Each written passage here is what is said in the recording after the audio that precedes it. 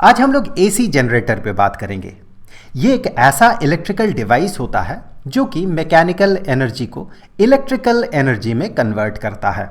और चूंकि ये एसी जनरेटर है तो ये ऑल्टरनेटिंग करंट जनरेट करता है। तो आज के इस वीडियो में हम लोग ये देखेंगे कि एसी जनरेटर कौन कौन से पार्ट से बना हुआ होता है और वो किस तरह से फंक्शन करता है, काम करता है, और साथ ही साथ इसमें जो करंट जनरेट होता है जो कि इसमें इंड्यूस्ड ईएमएफ के कारण करंट जनरेट होता है, तो उस इंड्यूस्ड ईएमएफ का इक्वेशन कैसा होगा, उस इक्वेशन को भी हम फैराडेज लॉ से डिराइव करेंगे। तो सबसे पहले देखते हैं इसमें कौन कौन सा पार्ट है। सबसे पहले तो ऐसे सिचुएशन में मैग्नेटिक फील्ड चाहिए होता है, जिस मैग्नेटिक फील्ड में कॉयल रोटेट करेगा जिससे कि उसमें फ्लक्स में चेंज होगा और वहाँ करंट का फ्लो होगा। तो यहाँ पर देखें दो मैग्नेट का अपोजिट पोल्स, यहाँ पर देखें नॉर्थ पोल और south pole face to face है और अंदर मैग्नेटिक फील्ड बन रहा है from north pole to south pole. तो सबसे पहले मैग्नेटिक फील्ड है यहाँ पर। अब यहाँ पर देखिए ये एक कॉयल है, इसमें बहुत सारे वाइंडिंग्स है, बहुत सारे इस तरह से लूप बना हुआ है, बहुत सारा लूप बना के एक कॉयल बना हुआ है। इसी कॉयल से करंट का फ्लो होगा जब इस कॉयल को रोटेट किया जाएगा। अब यहाँ पर देखिए दो रिंग्स लगा हुआ है, इन्हें स्लिप रिंग्स कहा जाता है। इस कॉयल का, जिसे कि आर्मेचर भी कहा जाता है, इस आर्मेचर का एक एंड इस कॉयल के साथ या इस रिंग के साथ जुड़ा हुआ है और दूसरा एंड जो है ये इस वाले रिंग के साथ, दूसरे वाले रिंग के साथ जुड़ा हुआ होता है। तो यहाँ पर इन स्लिप रिंग्स को थोड़ा अलग से देख लेते हैं यहाँ पर, क्योंकि ये ज़रूरी है।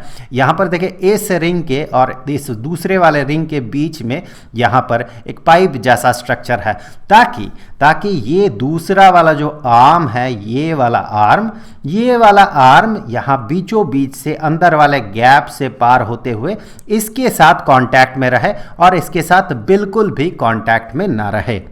मतलब ये बना कि ये वाला जो आर्म है, ये वाला जो एंड है, ये सिर्फ और सिर्फ इसके साथ कांटेक्ट में है और दूसरा वाला एंड जो है वो सिर्फ और सिर्फ दूसरे वाले स्लिप रिंग के साथ कांटेक्ट में है। ऐसा होने से ही तब जाके एसी जनरेटर बन सकता है। और बीच में यहाँ पर है एक्सल का काम सिर्फ इतना है कि ये सपोर्ट प्रोवाइड करता है ताकि ये जो स्लिप रिंग्स है ये रोटेट कर सके। यहाँ पर दो कनेक्टिंग वायर्स है, एक स्लिप रिंग से एक कनेक्टिंग वायर कनेक्टेड है और दूसरे स्लिप रिंग से दूसरा कनेक्टिंग वायर कनेक्टेड है।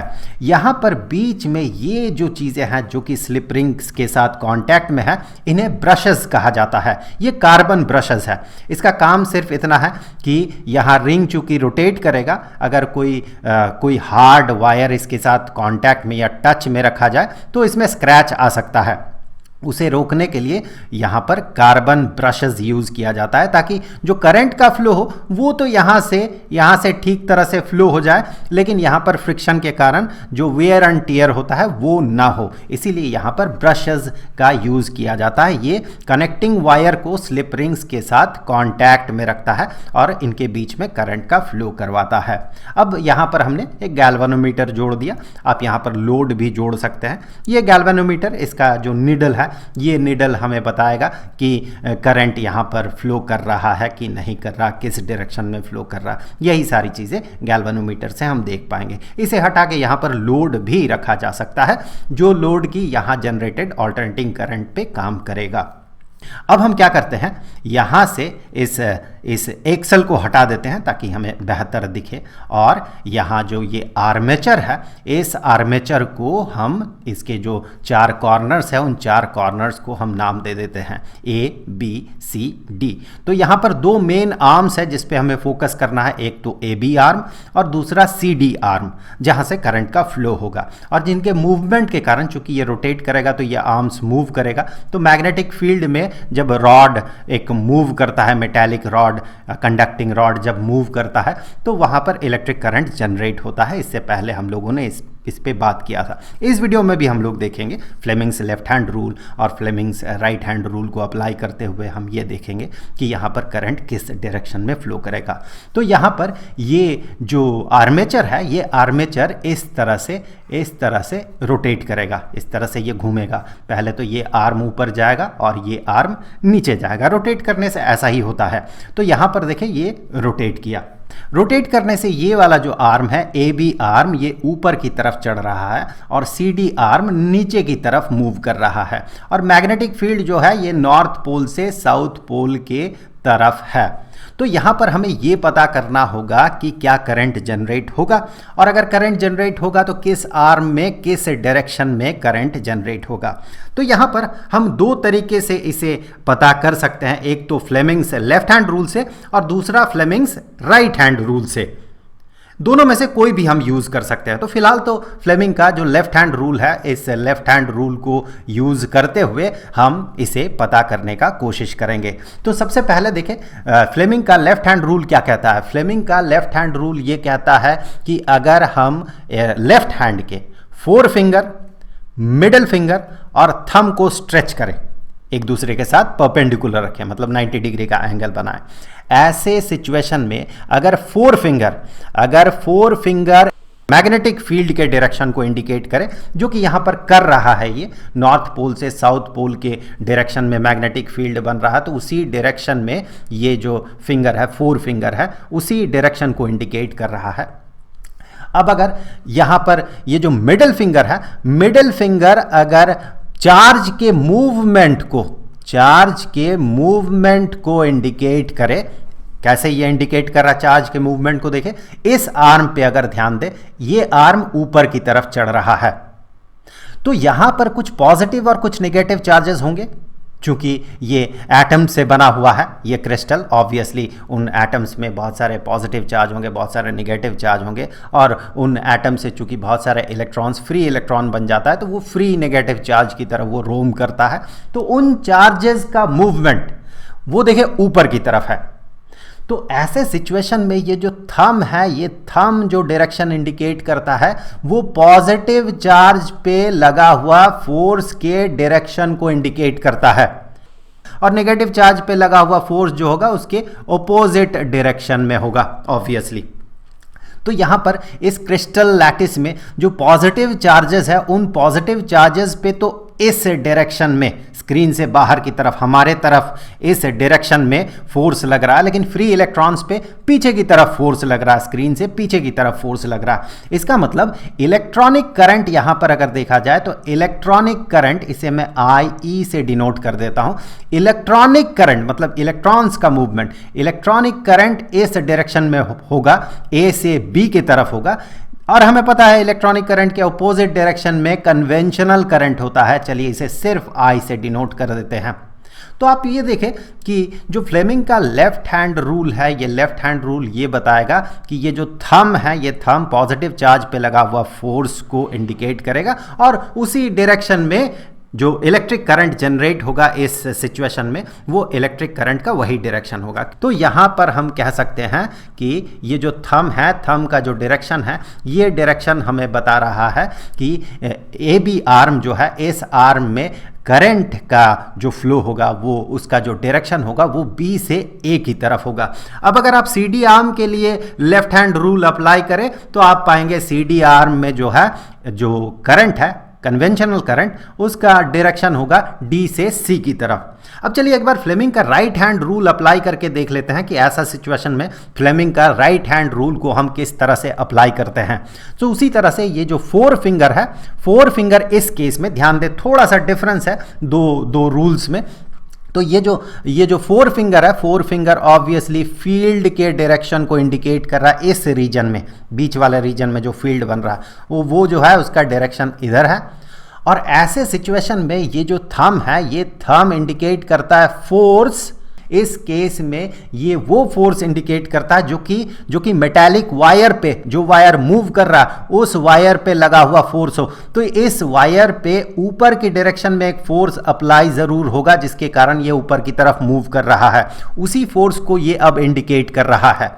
ऐसे सिचुएशन में ये जो मिडिल फिंगर है, मिडिल फिंगर इंडिकेट करता है करंट के डायरेक्शन को, ये करंट के डायरेक्शन को बताता है। तो दोनों में, लेफ्ट हैंड रूल और राइट हैंड रूल में एक सटल डिफरेंस है, उस डिफरेंस को आप समझ जाइए। आप कुछ देर वीडियो को पॉज करके इसके बारे में सोचें, आप खुद ब खुद समझ जाएंगे कि इनमें जो सटल डिफरेंस है वो सटल डिफरेंस क्या है। तो इस केस में भी राइट हैंड रूल भी हमें ये बता रहा है कि करंट का फ्लो जो होगा AB आर्म में, ये B से A की तरफ होगा। अब अगर CD आर्म को देखा जाए तो यहाँ पर भी अगर हम राइट हैंड रूल अप्लाई करें, फ्लेमिंग का राइट हैंड रूल अप्लाई करें, तो यहाँ पर ये फील्ड के डायरेक्शन को इंडिकेट कर रहा है और ये जो है फोर्स को इंडिकेट कर रहा है। CD आर्म में फोर्स नीचे की तरफ लग रहा है, इसीलिए वो नीचे की तरफ जा रहा है। और इस केस में करंट का डायरेक्शन मिडिल फिंगर बता रहा है, जो कि करंट का डायरेक्शन उसके ठीक अपोजिट डायरेक्शन में होगा। AB आर्म में B से A की तरफ है, तो CD आर्म में D से C की तरफ होगा करंट का डायरेक्शन। अब यहां पर देखिए, यहां करंट जो है B से A होते हुए ऐसे इस पहले वाले स्लिप रिंग तक पहुंचा और पहले वाले स्लिप रिंग से ब्रशेस होते हुए इस कंडक्टिंग वायर तक पहुंचा। और CD आर्म को अगर देखें तो करंट का फ्लो D से C की तरफ है, मतलब वही ये वाला जो करंट है, ये वाला करंट इस तरह से आगे बढ़ते हुए गैल्वेनोमीटर से होते हुए ऐसे ब्रशेस होते हुए दूसरे वाले स्लिप रिंग से होते हुए इस वायर से होते हुए D होते हुए C की तरफ मूव कर रहा। तो करंट जो होगा गैल्वेनोमीटर में इस डायरेक्शन में होगा और गैल्वेनोमीटर का जो नीडल है उस नीडल में हमें डिफ्लेक्शन दिखेगा। अब ऐसे ये घूमते घूमते घूमते घूमते ऐसे सिचुएशन में पहुंच गया और फिर यहाँ से आगे घूमते हुए ये इस सिचुएशन में पहुंचा। अब की बार देखें, AB आर्म पे ऊपर की तरफ नहीं बल्कि नीचे की तरफ फोर्स लग रहा है और AB आर्म अब ये नीचे की तरफ मूव करेगा और CD आर्म अब ऊपर की तरफ मूव करेगा। अब देखें यहाँ पर क्या होगा। यहाँ पर भी अगर हम rules right hand rule, Fleming का राइट हैंड रूल अप्लाई करें तो फिर CD आर्म में हमें दिखेगा करंट का डायरेक्शन ये होगा और AB आर्म में हमें दिखेगा कि करंट का डायरेक्शन ये होगा। अब की बार देखें क्या होगा, CD आर्म से करंट इस डायरेक्शन में फ्लो कर रहा है, कन्वेंशनल करंट, और चूंकि CD आर्म इस दूसरे वाले स्लिप रिंग के साथ जुड़ा हुआ है, बीच में जो ये गैप है, गैप से निकलते हुए ये दूसरे वाले स्लिप रिंग के साथ कनेक्टेड है, तो यहाँ से करंट आएगा ऐसे और यहाँ से होते हुए ब्रशेस होते हुए इस कनेक्टिंग वायर से ये इस डायरेक्शन में फ्लो करेगा। अब अगर आप AB आर्म को देखें तो A से B की तरफ करंट है, तो यही करंट जो है ऐसे गैल्वेनोमीटर होते हुए इस तरह से आगे ब्रशेस होते हुए पहले वाले स्लिप रिंग से यहाँ से ये AB आर्म में पहुँचेगा और इस तरह से करंट का फ्लो होगा। तो इस डायरेक्शन में अगर करंट देखें सर्किट में तो इस डायरेक्शन में होगा। गैल्वेनोमीटर का नीडल में आपको डिफ्लेक्शन दिखेगा, वो डिफ्लेक्शन देखें इस डायरेक्शन को, करंट के इस डायरेक्शन को इंडिकेट कर रहा है। अब देखिए यहाँ पर हमें इक्वेशन पता करना होगा कि जो EMF बनेगा, यहाँ पर जो इंड्यूस्ड EMF बनेगा उस EMF के लिए इक्वेशन क्या होगा। तो हम शुरुआत करते हैं इस सिनेरियो से। यहाँ पर हम मानेंगे टाइम इज इक्वल टू 0, तो इसी चीज़ को हमने यहाँ पर ड्रॉ कर लिया।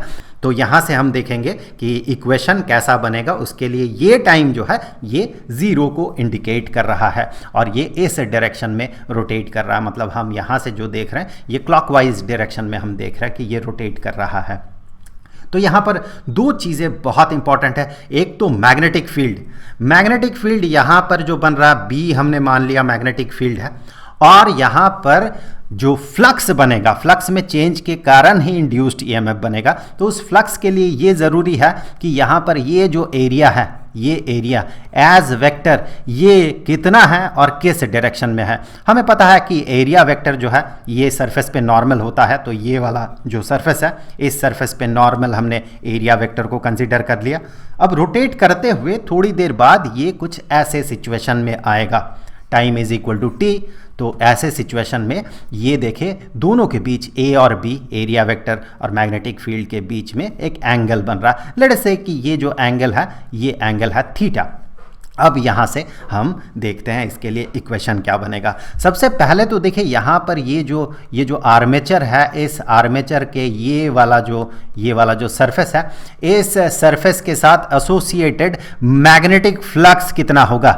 ये मैग्नेटिक फ्लक्स ऑब्वियसली ये बराबर हो जाएगा, हमें पता है एक सरफेस के साथ एसोसिएटेड मैग्नेटिक फ्लक्स जो होता है ये मैग्नेटिक फील्ड और एरिया वेक्टर, उन दोनों का जो डॉट प्रोडक्ट होगा ये मैग्नेटिक फ्लक्स हमें देता है। लेकिन यहाँ पर एक चीज़ और ध्यान दें कि यहाँ पर बहुत सारे वाइंडिंग्स है। लेट अस से कि यहाँ पर N वाइंडिंग्स है, N वाइंडिंग्स है, बहुत सारे ऐसे इस तरह से ये कॉयल बना हुआ है, बहुत सारे वाइंडिंग्स है। तो चूंकि एक वाइंडिंग के साथ एसोसिएटेड फ्लक्स इतना होगा, तो अगर n वाइंडिंग्स रहे तो इफेक्टिव जो एरिया होगा n टाइम्स हो जाएगा, उसके कारण फ्लक्स जो है वो भी n टाइम्स हो जाएगा। तो ये जो है ये टोटल फ्लक्स बताएगा इस आर्मेचर का इस मैग्नेटिक फील्ड में। तो यहाँ पर से देखे, यहाँ पर ये बन जाएगा n into B dot A के लिए b का मैग्नीट्यूड इंटू a का मैग्नीट्यूड इंटू इन दोनों के बीच का जो एंगल है जो कि थीटा है, उसी थीटा का कोसाइन वैल्यू। अब यहां पर देखें, हम मान लेते हैं कि ये आर्मेचर जो है, ये आर्मेचर ओमेगा एंगुलर वेलोसिटी से ये रोटेट कर रहा है।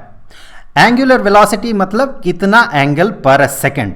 तो हम यहां से कह सकते हैं कि theta is equal to angular velocity into time, जैसा कि लीनियर वेलोसिटी के केस में होता है displacement is equal to velocity into time, उसी तरह से यहाँ पर ये होगा angle subtended is equal to angular velocity into time. तो यहाँ पर हम थीटा के जगह ओमेगा टी सब्सटीट्यूट कर सकते हैं। तो यहाँ पर जो फ्लक्स, टोटल मैग्नेटिक फ्लक्स है, ये हो जाएगा N B A into cosine of omega T.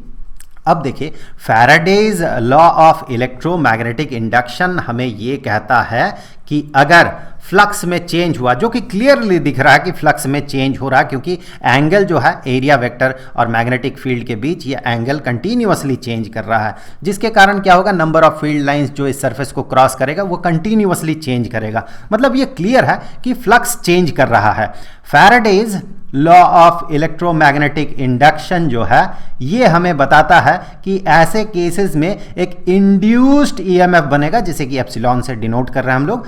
That induced EMF is equal to negative of d phi d t, मतलब मैग्नेटिक फ्लक्स का rate of change, time rate of change, उसका negative value, ये होता है induced EMF. तो यहां से आगे बढ़ते हुए देखिए हमें क्या मिलेगा, negative of d d t of n B A into cosine of omega t. So यहाँ पर आप ध्यान दें, एन बी और ए ये तीनों जो है टाइम डिपेंडेंट नहीं है, टाइम इंडिपेंडेंट है। तो इन्हें हम बाहर ले जाते हैं, नेगेटिव ऑफ एन बी ए और यहाँ पर D d t of cosine of omega T, cosine of omega T. हमें पता है कि कोसाइन ऑफ ओमेगा टी, इसे अगर टाइम के रेस्पेक्ट में हम डिफरेंशिएट करते हैं तो हमें यहाँ पर क्या मिलेगा, हमें यहाँ पर मिलता है, नेगेटिव साइन मैं फिलहाल नहीं लिख रहा हूँ, एन बी ए और यहाँ पर देखें कोसाइन ऑफ ओमेगा टी, उसका टाइम डेरिवेटिव हो जाएगा negative sine of omega t. तो यहाँ पर ये वाला नेगेटिव साइन और यहाँ जो नेगेटिव साइन बनेगा, इन दोनों को हम यहाँ से कैंसिल कर देते हैं। और साथ ही साथ अब की बार हमें ओमेगा टी को भी डिफरेंशिएट करना होगा टी के रेस्पेक्ट में। ऐसा करने से हमें ओमेगा मिलेगा, जिसे हमें इसके साथ मल्टीप्लाई करना पड़ता है। तो ये हो गया कोसाइन ऑफ ओमेगा टी का टाइम डेरिवेटिव। तो यहाँ से देखें, हमें ये वाला रिक्वायर्ड इक्वेशन जो है, रिक्वायर्ड इक्वेशन हमें यहाँ पर मिल चुका है। इसी इंड्यूस्ड ईएमएफ के कारण करंट जनरेट होगा। ओम्स लॉ से हम कह सकते हैं कि दैट इज इक्वल टू यही वाला इंड्यूस्ड ईएमएफ डिवाइडेड बाय उस सर्किट का रेजिस्टेंस जितना होगा, ये जो है ये ओम्स लॉ है, ओम्स लॉ। सो ये करंट भी हम पता कर सकते हैं कि इस सर्किट में कितना करंट होगा। तो ये इंड्यूस्ड ईएमएफ के लिए ये वाला इक्वेशन है और यहाँ पर फ्लक्स के लिए ये वाला इक्वेशन है, N B A cosine of omega t, और यहाँ पर ईएमएफ के लिए N B A omega sine of omega t. तो यहाँ से अब हम लोग अलग अलग सिचुएशन में आर्मेचर के अलग अलग पोजीशन के लिए, एंगुलर पोजीशन के लिए जो ग्राफ बनेगा वो ग्राफ हम देख लेते हैं। सबसे पहले यहाँ पर तो ये आप कोसाइन ऑफ ओमेगा टी का ग्राफ देख रहे हैं, यहाँ पर ये फ्लक्स को इंडिकेट कर रहा है। अब ये अगर कोसाइन ऑफ ओमेगा टी को रिप्रेजेंट करेगा तो ये जो है ये साइन ऑफ ओमेगा टी को रिप्रेजेंट कर रहा है। ऑब्वियसली दोनों स्केल में नहीं है, एक बड़ा हो सकता है, छोटा हो सकता है, मतलब एक ऊंचा हो सकता है, दूसरा नीचा हो सकता है, एग्जैक्टली सेम नहीं होगा। आप सिर्फ शेप पे ध्यान दें। और यहाँ पर ये जो है ये इंड्यूस्ड ईएमएफ को रिप्रेजेंट कर रहा है।